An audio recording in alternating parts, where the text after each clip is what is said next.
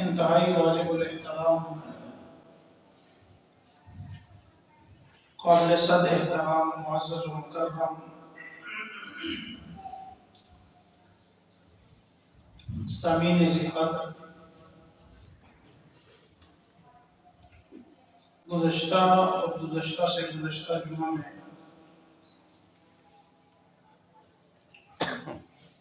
آپ کے گوش گزار کیا تھا کہ اللہ رب العالمین نے معاشی طور پر کیا اصول بیان فرمائے ہیں، ہمیں اپنی معیشت چلانے کے لیے نبی کریم صلی اللہ علیہ وسلم نے کیا تربیت فرمائی ہے اور کیا تعلیم دی ہے۔ عرض کیا تھا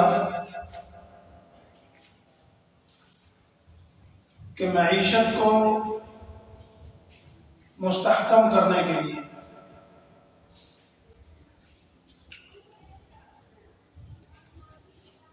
جہاں پر ملازمت اور نوکری کی جا سکتی ہے، اور اگر ملازمت اور نوکری کے قوانین کا اور آداب کا خیال رکھا جائے تو جہاں پر یہ ملازمت اور نوکری مال و دولت کمانے کا ذریعہ ہے، وہیں پر یہ ملازمت اور نوکری باعث ثواب بھی بن سکتی ہے۔ ایک کرسی اٹھاتے ہیں آپ تشریف لیں۔ وہیں پر یہ ملازمت اور نوکری باعث سعادت اور باعث ثواب بھی بن سکتی ہے، لیکن اس کے لیے لازم اور ضروری ہے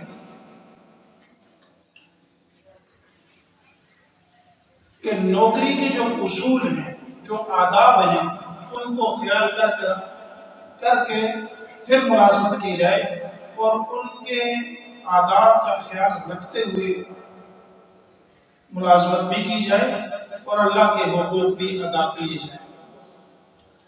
دوسری چیز تجارت، جس کے بارے میں کہا گیا کہ اس میں اللہ نے تمام رزق کو 10 حصوں میں تقسیم کر کے 9 حصے تجارت میں رکھے۔ تجارت خواہ کسی بھی قسم کی ہو، وہ کپڑے کی تجارت ہو تب، وہ سودا صنف کی تجارت ہو تب، وہ کھانے پینے کی اشیاء کی تجارت ہو تب، زندگی کے کسی بھی حصے کی کوئی بھی چیز آپ خرید و فروخت کرتے ہیں، تجارت کرتے ہیں، تو وہ تجارت باعث برکت بھی ہے، اور رزق کے 9 حصے اللہ نے اس میں رکھے ہیں۔ ایک حدیث میں آتا ہے، نبی کریم علیہ السلام نے ارشاد فرمایا، قیامت والے دن یہ تاجر، یہ کپڑا بیچنے والا، یہ کھانے پینے کی اشیاء فروخت کرنے والا، یہ جوتے فروخت کرنے والا انبیاء اور صدیقین کے ساتھ اٹھایا جائے۔ امانت دار تاجر انبیاء اور صدیقین کے ساتھ اٹھایا جائے، لیکن اس کے لیے کچھ روڈ میپ ہمیں دیا نبی کریم علیہ السلام نے کہ اگر کاروبار کرنا ہے تو اس کے لیے آداب یہ ہیں۔ تفصیلاً میں نے عرض کر دیے تھے، صرف یہ دہانی کے لیے کو گنتی کر لیتے ہیں تاکہ ہمارے ذہنوں میں دوبارہ سے بات۔ سب سے پہلی بات یہ ہے کہ نبی کریم علیہ السلام نے فرمایا کہ جب کاروبار کرو تو جھوٹ مت بولو، جب تجارت کرو تو سچ بول کر تجارت کرو، سچ بول کر اپنا مال بیچو، جھوٹ بول کر اپنا مال نہ بیچو۔ دوسری بات، نبی کریم علیہ السلام نے فرمایا کہ جو مال بیچو اس کے اوصاف بیان کر کے مال بیچو۔ کسی مال میں اگر کوئی عیب ہے تو وہ عیب گاہک کو بتا کر بیچو، اسے چھپا کر مت بیچو، اسے اچھے مال میں مکس کر کے نہ بیچو، جیسا ہمارے ہاں معاشرے میں ایک رواج ہے، طریقہ کار ہے کہ ہم گندی چیزوں کو اچھی چیزوں میں مکس کر کے بیچ دیتے ہیں۔ اس سے نبی علیہ السلام نے منع فرمایا۔ تو دوسری چیز یہ ہے کہ مال کے اوصاف، جو بھی چیز بیچ رہے ہو وہ بیچنے میں خواہ جوتے ہوں، خواہ کپڑا ہو، خواہ کھانے پینے کی چیزیں ہوں، خواہ فروٹ ہوں، خواہ سبزیاں ہوں، وہ بتا کے بیچو کہ اس ایٹم میں، اس چیز میں یہ عیب بھی ہے۔ اپنے مال کو عیب بیان کیے بغیر مت بیچو۔ تیسری بات، نبی کریم علیہ السلام نے فرمایا کہ ذخیرہ اندوزی بھی نہ کرو۔ میں نے گزشتہ جمعے میں تفصیلاً عرض کر دیا تھا کہ ذخیرہ اندوزی کا یہ معنی ہے کہ آپ نے اتنا مال رکھا ہوا ہے کہ آپ کے اسٹاک کی وجہ سے مارکیٹ پہ فرق پڑتا ہے، مارکیٹ پہ اور مارکیٹ کے ریٹ پر اثر پڑتا ہے۔ چھوٹا موٹا دکاندار ہے، اس کو دو چار بوریاں کسی چیز کی رکھ لی ہیں اور مارکیٹ پہ کوئی فرق نہیں پڑتا تو وہ ذخیرہ اندوزی میں نہیں آتا۔ مارکیٹ پراپر چل رہی ہے، آپ کے پاس اسٹاک ہے، کوئی فرق نہیں پڑتا تو یہ ذخیرہ اندوزی میں نہیں آتا۔ لیکن اگر مارکیٹ شارٹ ہے اور آپ کے پاس بھلے ایک بوری ہے اور آپ نے بچا کے رکھی ہے کہ مزید شارٹیج ہو تو میں اس کو مہنگا کر کے بیچوں گا، یہ ذخیرہ اندوزی میں آتا ہے۔ تو نبی علیہ السلام نے فرمایا تیسری چیز یہ ہے کہ ذخیرہ اندوزی بھی نہ کرو۔ چوتھی چیز یہ ہے کہ مال کو قسمیں کھا کر مت بیچو، نہ جھوٹی نہ سچی۔ مال کو قسم کھا کر بیچنا بھی ممنوع ہے۔ میں نے تفصیلاً یہ بھی ذکر کیا تھا کہ جب مال بیچیں تو گاہک کے سامنے اپنے آپ کو مذہبی ظاہر بھی نہیں کرنا چاہیے کہ میں بہت پارسا ہوں، تاجر گزار ہوں، بہت بڑا حاجی صاحب ہوں، ایسا بھی۔ لیکن اس بات کا یہ معنی نہیں ہے کہ آپ ذکر نہ کریں، آپ نماز نہ پڑھیں، آپ تہجد نہ پڑھیں۔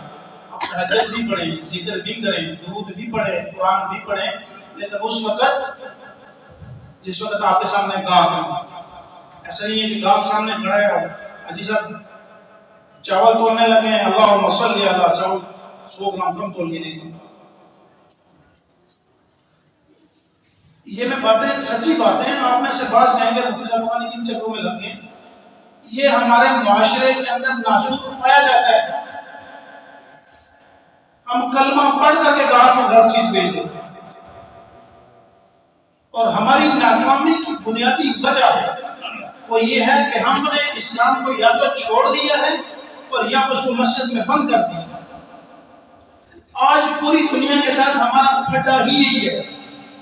آپ دیکھیں گے دنیا کے اندر، آپ دیکھیں گے کہ دنیا کے اندر نہ عیسائیوں کو کوئی کچھ کہتا ہے، نہ یہودیوں کو کوئی کچھ کہتا ہے، نہ ہندو کو کوئی کچھ کہتا ہے، نہ کسی دوسرے مذہب والے کو کچھ کہتا ہے۔ اگر سب کو تکلیف ہے تو مسلمان سے ہے۔ اس کی وجہ باقی مذاہب نے اپنے اپنے مذاہب اٹھا کر کے اپنی اپنی عبادت گاہوں میں بند کر دیا ہے۔ وہ کہتے ہیں بس عبادت گاہ کے اندر جائیں گے، عبادت کریں گے، بات ختم ہو جائے گی۔ مسلمان وہ واحد قوم ہے اور مسلمان واحد وہ مذہب ہے جو مسجد کے اندر، عبادت گاہ کے اندر بھی مذہب ہے اور عبادت گاہ کے باہر بھی آپ کو گائیڈ کرتا ہے کہ آپ نے کرنا کیا اور کیسے کرنا ہے۔ اور ایسا بھی نہیں ہے کہ اسلام کوئی ہماری ترقی سے تکلیف ہوتی ہے اسلام کو، یا اسلام چاہتا ہے کہ ہم ترقی نہ کریں۔ یہ جو میں نے اصول آپ کے سامنے 2 جمعے سے گزشتہ رکھے ہیں تجارت میں، آپ بزنس کی کوئی کتاب اٹھا کے دیکھ لیں، آپ مارکیٹنگ کی کوئی کتاب اٹھا کے دیکھ لیں، وہ لکھی ہوئی آج کے دور میں انگلش میں ہوگی، لیکن اس میں سارا کچھ یہی ہوگا جو میں نے آپ کو ممبر سے بتایا۔ وہ لکھنے والے گورے ہوں گے لیکن لکھا ہوا کیا ہے؟ وہ محمد رسول اللہ صلی اللہ علیہ وسلم کا پڑھایا ہوا سبق لکھا۔ تو میں آج یہ کہہ رہا تھا کہ یہ ناسور ہم میں پایا جاتا ہے۔ تو جب گاہک سامنے ہو تو اس کو دھوکہ دینے کے لیے ذکر کرنا بھی درست نہیں ہے، لیکن اس کا یہ معنی نہیں ہے کہ ذکر نہ کرو، بلکہ ذکر دبا کے کرو، زیادہ کرو، پہلے تھوڑا 100 دفعہ پڑھتے ہو 200 دفعہ پڑھو، لیکن گاہک کو دھوکہ دینے کے لیے نہیں۔ تو نبی علیہ السلام نے چوتھی چیز فرمایا کہ مال قسمیں کھا کر نہ بیچو۔ مال قسمیں کھا کر اس میں سچی قسمیں بھی آتی ہیں اور جھوٹی قسمیں بھی آتی ہیں۔ ایک اور جگہ پر نبی علیہ السلام نے فرمایا کہ آدمی کے لیے جھوٹا ہونا کے لیے اتنا ہی کافی ہے کہ وہ بات بات میں قسمیں کھائے۔ 5ویں چیز نبی کریم علیہ السلام نے فرمایا کہ مال میں ملاوٹ نہ کرو۔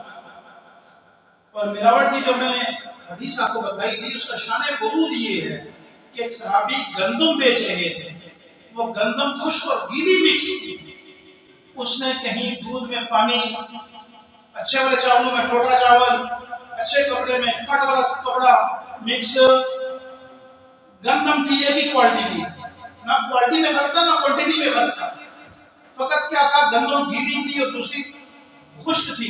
نبی علیہ الصلوۃ والسلام نے فرمایا من غش فلیس منا، میرے صحابی جو ملاوٹ کرتا ہے وہ مجھ میں سے نہیں ہے۔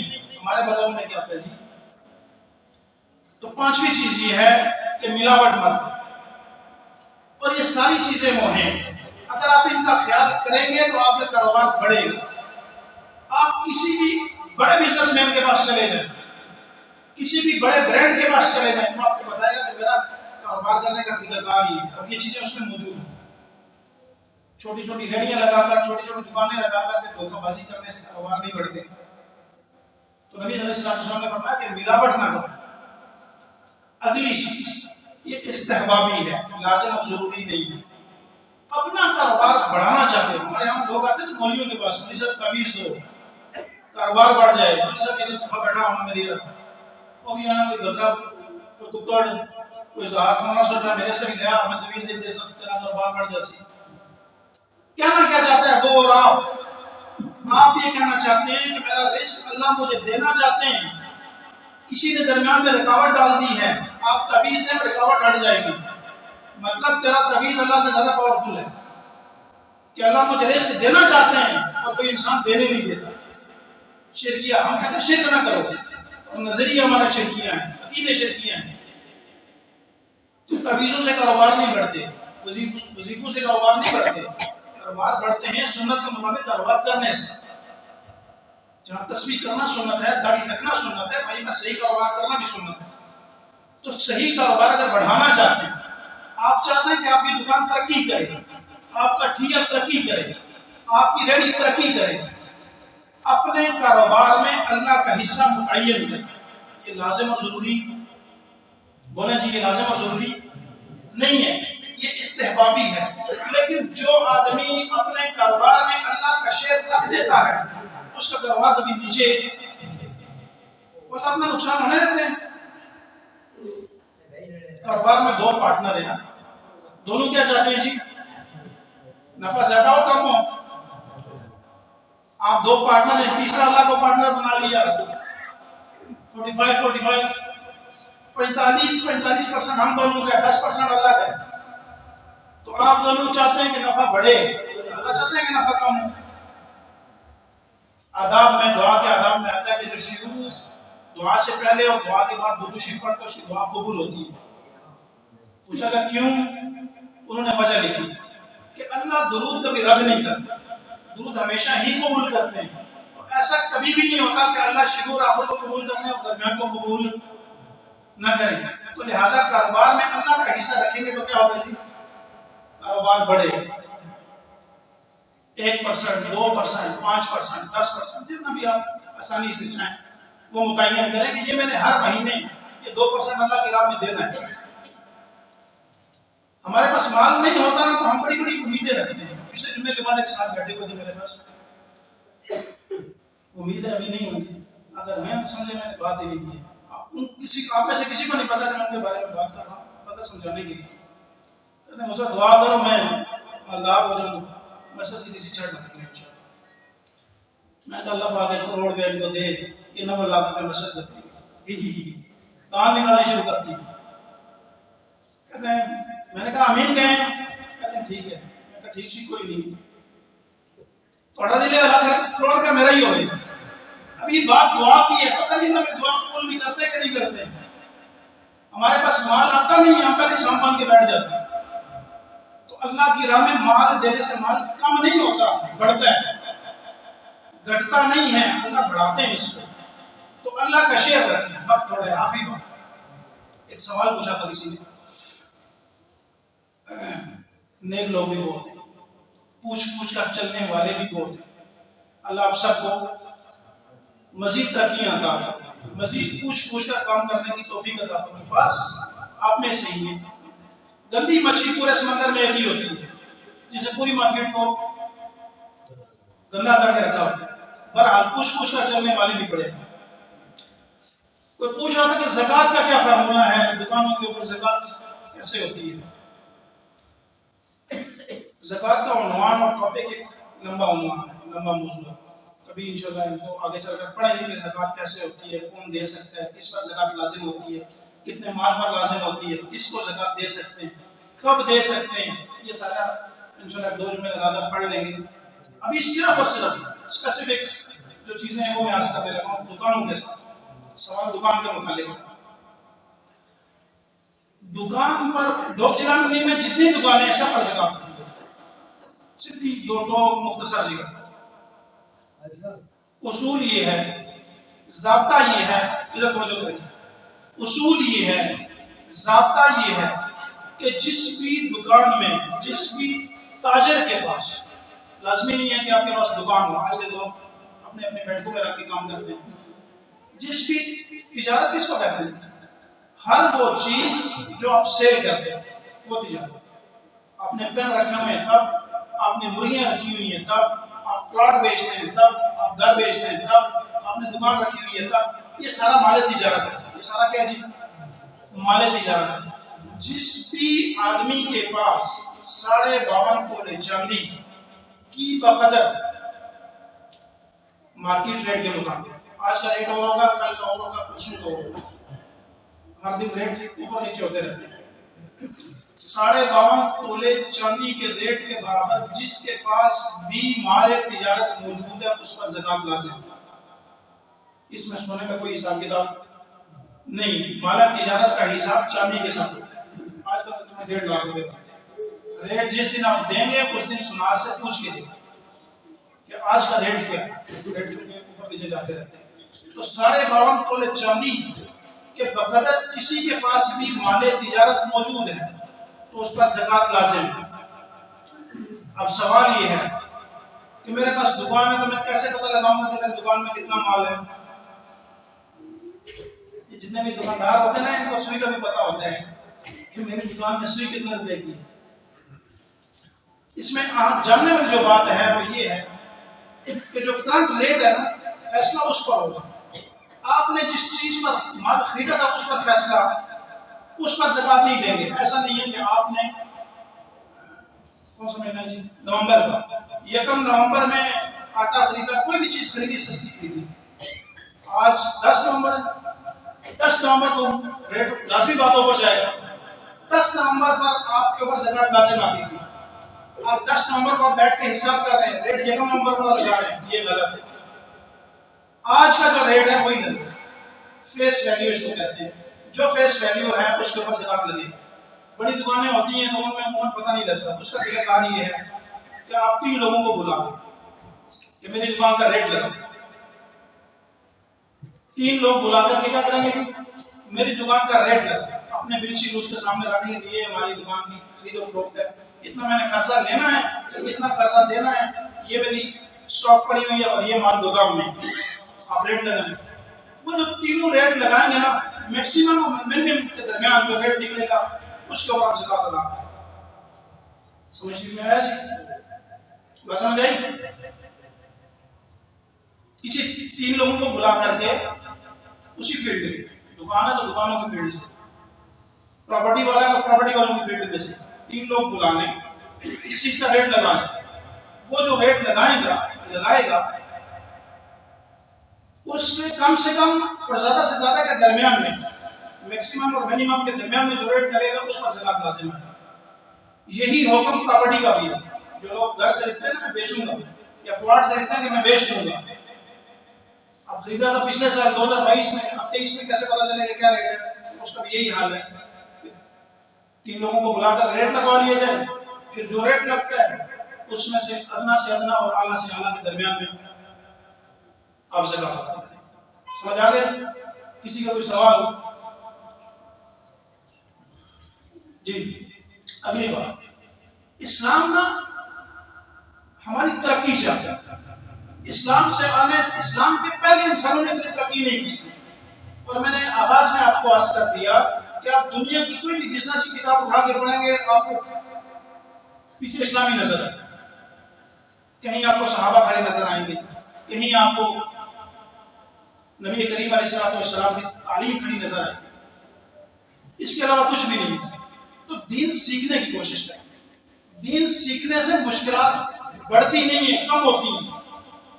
مثال اس کی یہ ہے، ایک آدمی بیمار ہوتا ہے، بیماری کتنی بری چیز ہے جی، ہر آدمی کو کہا جاتا ہے، لیکن اگر دین سیکھا ہونا پتا ہو کہ نبی علیہ السلام نے فرمایا کہ مریض کے ساتھ ضد نہ کرو، نہیں کھائے جوس پی دوں، بیمار ہیں صبح نے کچھ نہیں کھا لے، کھا لے پی لے، ہوتا ہے نا جی۔ نبی علیہ السلام نے فرمایا کہ ضد نہ کرو، اس کو اللہ کھلاتے ہیں، اللہ پلاتے ہیں۔ جب مریض کو یہ بات پتا ہو نا، یہ حدیث پتا ہو، تو دل کتنا بڑا ہو جاتا ہے۔ ہم دوسرے کی بیمار خوشی کرنے کے لیے جاتے ہیں، کسی کی غمی میں شریک ہوتے ہیں، تو اس کو دعا دینے کے لیے، اس کا دل بڑا کرنے کے لیے، اس کا حوصلہ بڑھانے کے لیے جاتے ہیں، اس کو پست کرنے کے لیے جاتے ہیں۔ اگر کسی مریض کے دل میں یہ بات ہو کہ مجھے اللہ پلا رہے ہیں، اللہ پلا رہے ہیں، تو اس کے حوصلے کی کیا صورتحال ہوگی، اس کے دل کی کیا کیفیت ہوگی۔ تو اسلام ہمیں ہماری اعصابی قوت ہے نا، اس کو بڑھاتا ہے۔ حضرت عمر رضی اللہ تعالیٰ عنہ ایمان لے کر آئے، مختصر جو بات سمجھانا چاہوں واقعہ بے شمار دفعہ آپ نے پڑھا ہوگا۔ نبی علیہ السلام کو فرمایا، اللہ کا نبی آپ حق پر ہیں، سچ ہیں، دین سچ ہے، تو نمازیں چھپ کر کیوں؟ یہ بھی آج بیت اللہ میں پڑھیں گے، سریام پڑھیں گے، 20 لوگوں کی صفیں بنی، ایک میں حضرت عمر، ایک میں حضرت امیر حمزہ، تو چلے گئے بیت اللہ، تو حضرت عمر نے بیت اللہ کے بیچ میں کھڑے ہو کر اعلان کیا کہ مجھے جانتے ہو اچھی طرح سے، میرے قوم قبیلے کو اچھی طرح جانتے ہو، جس نے اپنے بچے قتل کروانے ہیں، اپنے بچوں کو یتیم کروانا ہے، وہ آج میرے سامنے۔ اس کے پیچھے کیا تھا جی؟ اس کے پیچھے وہ سائنس کون سی تھی، وہ فارمولا کیا تھا جس نے یہ قوت بخشی ہے ان کو کہ پورے عرب کے سامنے ایک آدمی اکیلے لڑنے کے لیے تیار ہو۔ حضرت عمر تو جوانی میں جو ان کو چھوڑ دیں۔ حضرت عبداللہ بن زبیر جانتے ہیں؟ عبداللہ بن زبیر کو جانتے ہیں جی؟ نام سنا ہے کہیں گے؟ عبداللہ بن زبیر حضرت صفیہ کے پوتے، گلی میں کھیل رہے تھے تو کسی نے ڈرایا چیخوں سے، ہمارے یہاں بھی ڈرایا جاتا ہے نا، ماں بچوں کو ڈراتی ہے، میرا شیر بلی آتی، ماما ڈراتی ہے، ماما کا شیر بلی آتی، شیر بلی سے ڈرا۔ تو عبداللہ بن زبیر بھی بار گلی میں کھیل رہے تھے، بچے وہ بھی کھیل رہے تھے، وقت بھی پورا ہو گیا، بچے کھیل رہے تھے تو کسی نے ڈرایا، بچے بھاگ کے ڈرنے لگے، بچپنا تھا، مسلمان بھی تھے دوسرے بھی تھے، تو ڈرنے لگے۔ حضرت عبداللہ بن زبیر نے بلایا، بچے تھے، چھوٹے تھے، صرف تربیت اسلام کی ملی تھی، صرف دودھ مسلمان ماں کی چھاتی سے پیا تھا، صرف مسلمان باپ کی کمائی سے پڑھ رہے تھے، بلایا کہ بھائی اتنے زیادہ ہو کر کے ایک آواز سے کرتے ہو، ادھر آؤ، اس آواز پر حملہ کریں گے۔ ان سب کو جمع کر لیا، اس آواز والے کو آنے لگا۔ تو اسلام دباتا نہیں ہے، یہ اس کھوپڑی کو مضبوط کرتا ہے، اعصاب کو مضبوط کرتا ہے، اعصابی قوت دیتا ہے انسان۔ تو دین سیکھنے کی کوشش کریں، دین سیکھیں گے ہماری ترقی، ہمارا عروج، اور اگر ہم آگے جانا چاہتے ہیں، جو راستہ ہم نے متعین کیا ہے، کبھی بھی ہم آگے نہیں جا سکتے۔ ہم اصل 50-50 کھیلنے کے چکر میں آتا ادھر کہتا ادھر، اے بھی ناراض نہ ہو تو وہ بھی ناراض نہ ہو، ان کو بھی راضی رکھنا ہے، ان کو بھی راضی رکھنا ہے۔ اس سے کامیابی کبھی بھی مقدر نہیں بنے گی۔ کامیابی کا ایک ہی فارمولا ہے کہ ایک ہو جائے، بس جدھر چلنا ہے اس راستے کو متعین کر لو، اس کو چل پڑو۔ تو اسلام بنیادی طور پر ہماری ترقی چاہتے ہیں، تو اسلام سیکھیں گے، اسلام سیکھیں گے تو انشاءاللہ عزیز ہم ترقی بھی کریں گے اور آگے بھی بڑھیں گے۔ ہماری دکانیں، ہمارے کاروبار اسی بنیاد پر ترقی کریں گے کہ ہم اسلام کے مطابق ان کو چلائیں گے۔ آپ کے پاکستان میں، آپ کے بر صغیر میں، انڈیا میں، ملیشیا میں اسلام کیسے پھیلا، آپ تاریخ پڑھیں گے، آپ کو پتہ چلے گا یہاں شروع میں تو عرب کے تاجر آئے تھے، محمد بن قاسم کا بہت بات کی بات، آغاز میں یہاں پر کون آئے تھے جی؟ یہی चावल बेचने वाले, ये कपड़े बेचने वाले, ये फ्रूट बेचने वाले आए थे।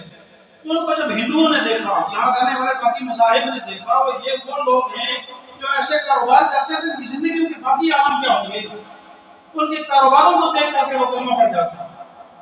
और मेरे और आपके कारोबारों को देख ले तो फिर कलमा पड़ता है, दोबारा कसम चाहना कि स्कूल में नहीं, आज के बाद स्कूल नहीं, वो घर जाके शादी खोल देना क्या जी सब हेतु के दिखता आज, अगला पक्का इरादा करके आज के बाद इसके पास तो इस्लाम सीखे, इसी में तरक्की है और इसी में आगे बढ़ने का चांस है। अल्लाह से दुआ है कि अल्लाह में सीखने की अमल